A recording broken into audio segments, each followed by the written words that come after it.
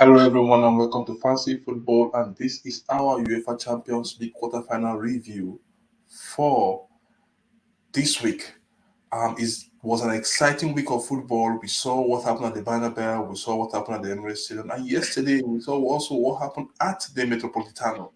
It was so intriguing, 2-1 to Atletico Madrid, but there were lots of chances for Dortmund to come back into the game.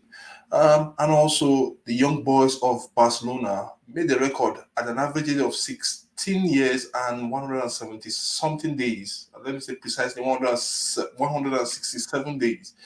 And were the youngest team to win a UEFA Champions League match in the group stage. What a record for those young lads. You still have old men in that team, like the likes of Lewandowski and Christensen, but those young lads really made name for themselves. What happened to Jude Bellingham? What happened to Vinicius Junior? And what happened to Kylian Mbappe on the night, on the big stage of the UEFA Champions League? With me on the show is the Sport Bishop. The Sport Bishop, good morning, and how are you doing? Good morning to all our viewers around the world. Good morning to you as well. Thank you for having me on our show. It was great to be here. Yeah, very good to be here. So, what happened to these players I just mentioned? Kylian Mbappe, Vinicius Junior, and Jude Bellingham. Was it that the stage I overwhelmed them? think it Go just has ahead. to be, we call it new names are rising. New players are finally getting up into the limelight. We talked about a certain Lamine Yamal some few weeks back and how well he has led this Barcelona team and what he's doing to become the next Lionel Messi. He saw what happened. He was part of the teams that blew away a Paris Saint-Germain team led by Kylian Mbappe. So new names are rising. Finally, we're now seeing the real kings that will take over from Cristiano Ronaldo and Lionel Messi. We had so many names on our lips. Unfortunately, nobody has stepped up. Maybe now we've got to see some names who would step up. But I'm loving the fact that Champions League football is all about, it's not about what you bring on the pitch or play for 90 minutes. It's not about history. It's not about what you have done in the past. I tell you, man, it's not about even your form. It's not about Bayern Munich as well. So it's about 90 minutes. What can you put on the table? Absolutely fantastic games we saw in the quarterfinal first leg. Hopefully, they continue in the second leg. But I really enjoyed every bit of it. Yeah, so do I as well. Well, the match at the Santiago de Bernabeu, where we will start from. You look at that match, the first 2 minutes into that match, Manchester City took the lead from a very tricky free kick from Bernardo Silva. I call that tricky free kick because he took the keeper unaware. Uh, then Real Madrid responded immediately through a deflected shot from Camavinga that was sailing a little bit wide, but got it way past the keeper. Then we thought that was all. I think it was madness in the first 20 minutes of that match. Then Rodrigo took the game to Real to City, where he put the ball, not make the ball between the legs of the keeper, and it was 2-1. Then that set the show for the second half of that match. You saw Phil Foden coming in. You saw the Croatian Gravel also scoring a goal from there about 30 to 40 yards out. But we thought it was three. It was when you think that Madrid are dead and buried, that's where they come up with something fantastic. I think the best goal of the night was scored by Valverde, where he took that ball from Vinicius Junior and just squared it in under, folded it in to the ground of the post. What a match that That night! I mean, finish, what a yeah. goal. What's your take about it? I think that's a perfect What, example of what the Champions League is all about. If you were if you're asking the question, what is yeah, that's what I'm saying. It's a perfect example of what the Champions League is all about. You want to talk about Champions League football, Real Madrid and Champions League are two names that are synonymous to each other. 14 times champion, and like you said, they did not disappoint. See, there's something I love. Thank God for the removal of this away goal rule. It has allowed teams to go away, and express themselves. There is yeah, no, oh, let's see whether I can get one away goal and then try and sit back. No, and they know one goal is one goal. If the team goes to the opposition and get a goal, your goal is being chopped out. So It allows the teams to play free flowing football. Like I said, I'm a big fan of the removal. Yes, it was, a lot of people would argue that the way go removal remove some kind of suspense from our football, remove some kind of the fact that you would have to wait to see what's going to happen in the first 45 minutes. Man City showed, oh, we are defending champions. This may be the final before the final. A lot of people are saying the winner will end up winning the title. But two absolute managers with two different footballing styles, but all they know how to do is score goals, create lots of chances.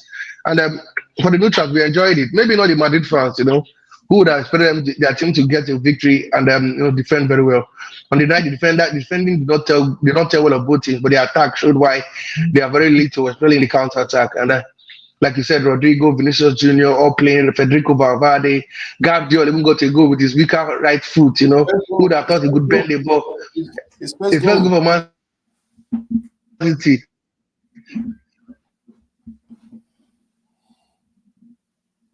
Are you Yeah, there?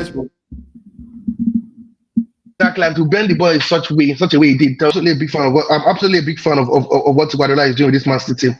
Who says they can't defend the title? Become the second team after Real Madrid to do it in the Champions League era.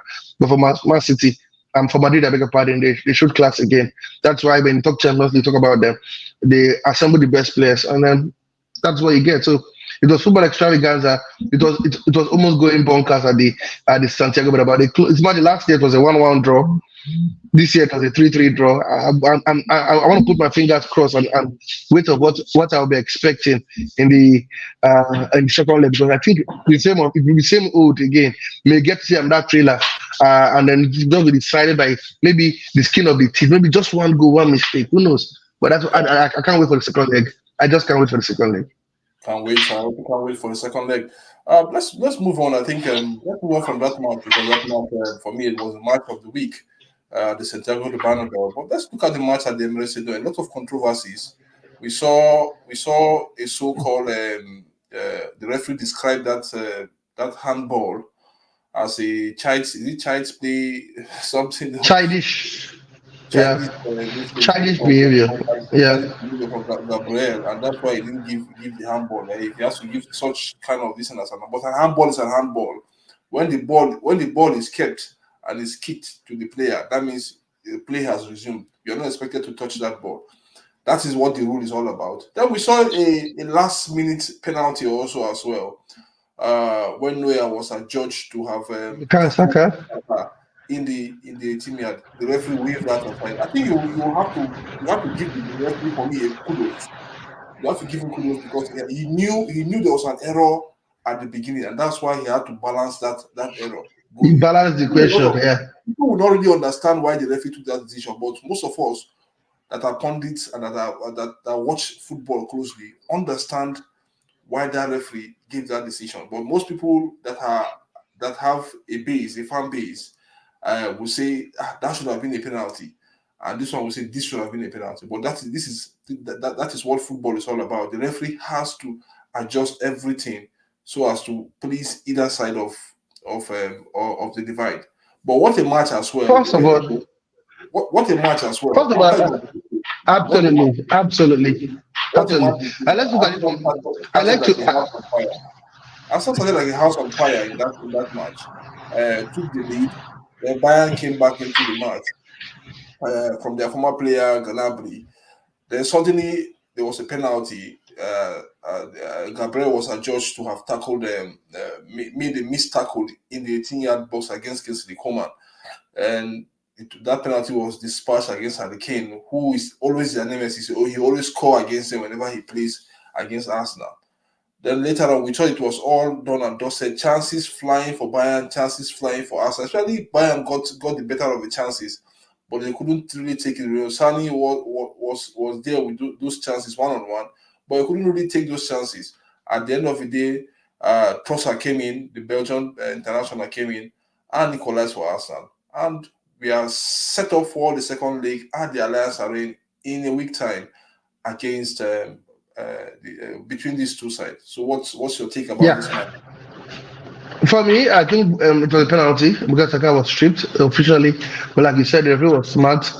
because of the issue he gave the last time out. And then if you asked him, he went back. There's a part of the book that says, did the handball give Arsenal any unfair advantage? The answer is no. There was no player tracking back on Gabriel. There was no player marking him. So the referee could use that rule that says, okay, he did not hand any undue advantage to either Bayern Munich or Arsenal and not give it. Because like I Yeah, said, it was a honest, if I use that word, honest mistake. So he let that yeah, one slide, and to balance the book, he refused to give Bukayo Saka penalty, which I think is a penalty all day long and twice a Sunday. You could argue that Bukayo Saka was quite, like I said, maybe was quite tricky. He left after getting past Guipa. He left the training leg for the Guipa to hit. But we see players who are smart do that a lot. Dribble Guipa, and when we see the Guipa coming, just keep a leg for him to clatter, which was what Saka did. But come on, a rule is a rule. There was contact, it should have been a penalty, but the referee was quite smart enough to balance the equation because of that penalties. For Arsenal, I think Arsenal played to the hands of Bayern Munich, and everybody knew what exactly. I think you would agree with me. Bayern Munich team want to play quick counter-attacking football, quick football, end to end. They love this end to end stuff. The way Liverpool play, if you score me three, I will score you four. But I win the game. That's how Bayern Munich play their football. I thought I was putting Arsenal to control the game, hold the ball, pass the ball, try and cause Bayern Munich problem by stabbing them off the ball, making them work so hard, cover lots of distance on the pitch of play. But I was surprised to see Arsenal playing end to end stuff with Bayern Munich. I remember I was telling someone, saying, come on, if Arsenal play this way, they will lose. And there's no how they can cope with it. Look at the quality in Bayern Munich team now. yeah. Gnabry, Leroy Sané, Harry Despite where they Kane. are in the league, despite where they are in the league, if you look at where they Exactly. are in the league, Forget they about see, Champions League has nothing to do with your league form. Yeah, Champions League has had. We seen Chelsea finish 7th or 8th on the table and still in the Champions League. It happened before in 2012. It happened again in 2021. So it doesn't. It's Champions League football. Like we can end up winning the Champions League and be like, but it was horrible in Germany. These things happen. So I was putting Arsenal to calm the game down, make Bayern Munich chase the ball, and then wait and be patient enough to wait for their chance to come. But I saw Arsenal going end to end stuff. And when they were 2-1 up, I told one of my home close mates, I won't call his name because I think you will know him. And I said, come on, forget this. This is done. After I get a result from this game, it's going to be a draw. And that was what happened. I just hope maybe Arsenal would thanks to the brilliance of Gabriel Jesus, somebody seems to be calling Gabriel Jesus. I think he changed that game. yeah, The fact that he came as number 9 forced the Bayern Munich defenders backward. They were so happy, they were relaxed. I mean, can have it. Who would not? Probably would not. Is not physically strong. Kahavi is not the fastest of players. So Dyer had a holiday with Kahavi, but when we got Gabriel Jesus in, he changed that game totally. So Arsenal have got a lifeline. It's a draw. If you ask me, the second leg is like a new page. You start afresh again. It's 0-0, but we're playing at the Allianz Arena in front of their France with the experience Bayern Munich has got to the Champions League. It is experience, but I was talking about the experience versus form. An experienced team, but as a young quality talent. Can talent get ahead of experience? We'll wait and see for the Alex Arena. But I tell you, it was a beautiful game at the Emirates Stadium. But if you ask me, it's advantage Bayern Munich because they're going back to their slaughter ground. And Arsenal, if you check it, Arsenal, most of these players in this team are playing for the Champions League in the first time in their career. yeah. I agree with you. Okay, quickly, let's go to yesterday's match. If you look at yesterday's matches, it was all win, no draw in those matches. Win for Barcelona, win for Atletico Madrid, the two Spanish side. Um, Yeah. let's look at the match at the Parc des Princes. Two goals for Rafinha, the Brazilian Rafinha. Dembele also was on the score sheet. Uh, we saw that match yesterday. We saw all what happened in that match. Where did it go wrong for the Peruvians? Kylian Mbappe did not come to the party. That guy looks like he's lost. He's like in the midst of, I don't know whether he looks like he doesn't want to be there. That is why I said play this guy in every match because once you play him in every match, it goes with the flow. I think it I agree seems with you. that one yesterday. See, let me tell you something. What some managers don't understand is that, and some of these club owners is that, yes, it's England. You have preseason matches coming up during the summer.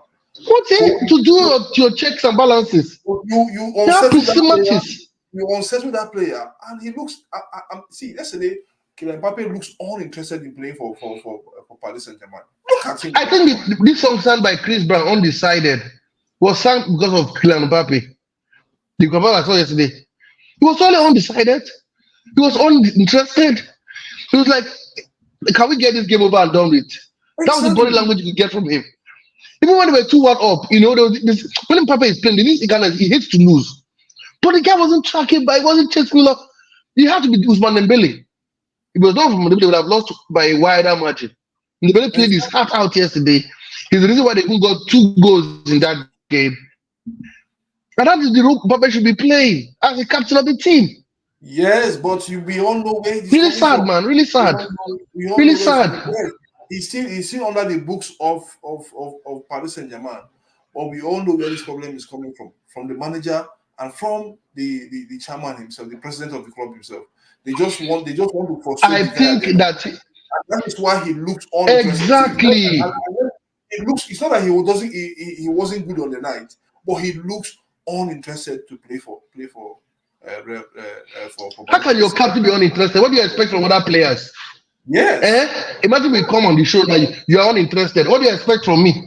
other I'll be players. uninterested too. So It's really sad, my brother, but I think that Luis doesn't change the Enrique. fact that this game is not over yet. Too. I Liverpool, think Luis Barcelona, Enrique for me, I think Luis Enrique should stop this. yeah, Stop this thing. Let's all focus on the game. he should Let's play Mbappe every game, every play other every game. game. He should play him every Every other game other from now game. on. He looks like when you bench a player for like too long, it affects his psyche, it affects Exactly. his form, it affects his body language. If I'm Enrique, play him from now to the end of the season and point him out. Let him go to Madrid, point out.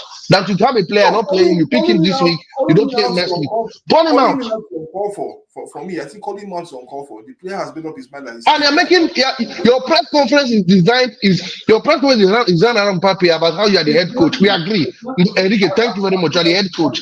Take your crown. But please let this boy play. You need this boy at 150% if you're gonna get something from this Champions League. Imagine Papi winning the Champions League for you, Luis Enrique, before you leave he leaves for wherever he's going to. Your name will there will be the statue of Enrique. He becomes the first manager to win the Champions League for Paris Saint-Germain. No manager has done it. So why not make the boy happy and get a 100? Even if you don't win it, at least get a 100. Let it be that it was not for lack of strength. But yesterday they lost because Mbappe, it was for lack of strength. Mbappe did not try. Yeah, It's bad, yeah. really sad. Have you paid for all the Parisians around the world? Have you paid for all the fans of Paris Saint-Germain? Because we know Paris Saint-Germain when they are not up competition, it's not because they did not try. It's because the team they played against was superior. They were in a different level. Not Exactly. Barcelona. Barcelona not in any at which level? Come on. And I think even the Barcelona players were surprised they were towards the ending of that game. It's sad though. Enrique to find a way to put his arm around that boy, give the boy a hug. Tell the boy, we love you, we need you. That's Step gone. up. That's gone. Really. That's gone. Okay, let's move on to the next. Let's move on to the next match. I Absolutely. think Enrique has lost it for me as far as I'm concerned, but that's long gone. That part in the back is long gone for between him and Kylian Mbappe. But let's move on to the last match of the day. No Um, love lost, no love lost, no love found. yes, exactly. Between between Atletico Madrid at home to Borussia Dortmund. That match ended in a 2-1 victory. Goals from Rodrigo de Paul and goal from what's on is it Ronaldo or Lenos, yeah, Lenos, Leons, yes, exactly. Lenos. Yeah. So Yeah, then Sebastian Haller, the Ivorian, got one back from. But when you look at that beautiful, match on the beautiful, balance of beautiful finish. yes, when we look at that match on the balance of play, I think the match was even. That match, I think Atletico Madrid were lucky. Two woodworks in that match. Very, very lucky in that match. Two woodwork.